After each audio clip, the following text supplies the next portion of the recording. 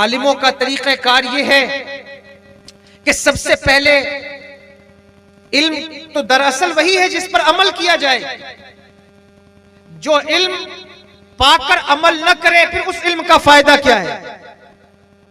کیا مطلب یہ کہ اگر کسی کے بارے میں کوئی خبر مل گئی ہے تو پہلے اسی سے پوچھنا چاہیے کہ حضرت آپ نے میرے بارے میں یہ بات کی ہے. اگر عالم ہی بدگمان ہونے لگیں تو عوام تو آٹومیٹک بدگمان ہوگی. اس لیے ائمہ مساجد کو، حفاظ کو، خطبہ کو یہ چاہیے کہ اگر کوئی ایسی بات کسی کے بارے میں پتہ بھی چلے وہ عوام پر بھروسہ کرنے کی بجائے خود براہ راست اس سے رابطہ قائم کر لے، پوچھ لے کہ بتاؤ کیا تم نے یہ بات کہی ہے، کیا تم سے یہ بات سرزد ہوئی ہے. لیکن اب یہ دور ایسا ہے کہ کسی کے بارے میں کوئی خبر پتہ چلے تو اس کا جواب ویڈیو بنا کر کے دیا جاتا ہے. تو یہ اب اس دور کا ٹرینڈ ہے، کلچر ہے.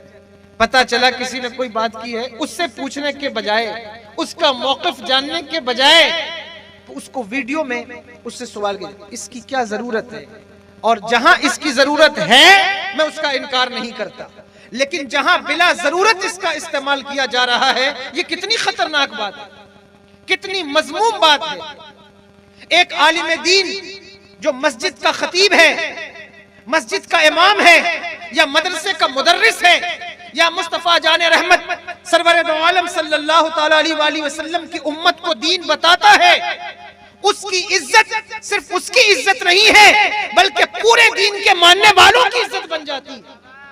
اس لیے اگر کوئی اس کی عزت نیلام کرے تو وہ صرف اس کی عزت نیلام نہیں کرتا بلکہ دین کی عزت پر حملہ کرتا ہے. یہ بات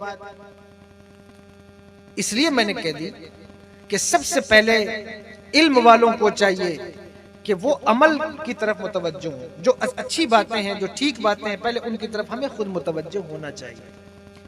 امام سفیان ثوری چاہتے تو اپنے کسی مرید سے کہتے، پوچھوا لیتے، لیکن خود تشریف لے گئے کہ کیا آپ نے یہ بات کہی ہے، کیا آپ نے میرے خلاف فتویٰ دیا ہے، اور دیا ہے تو کوئی دلیل پیش کریں.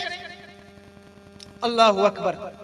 جب یہ بات پیش کی تو حضرت امام اعظم ابو حنیفہ رضی اللہ تعالیٰ عنہ، یہ شاگرد ہیں کس کے؟ حضرت امام جعفر الصادق رضی اللہ تعالیٰ عنہ. اور بھی آپ کے اساتذہ ہیں لیکن امام جعفر الصادق نام سنا ہے آپ نے یا نہیں؟ امام جعفر الصادق، حضرت امام جعفر الصادق رضی اللہ تعالیٰ عنہ یہ بیٹے ہیں حضرت امام محمد الباقر کے، اور وہ بیٹے ہیں حضرت امام زین العابدین رضی اللہ تعالیٰ، اور وہ بیٹے ہیں حضرت امام حسین رضی اللہ تعالیٰ، اور وہ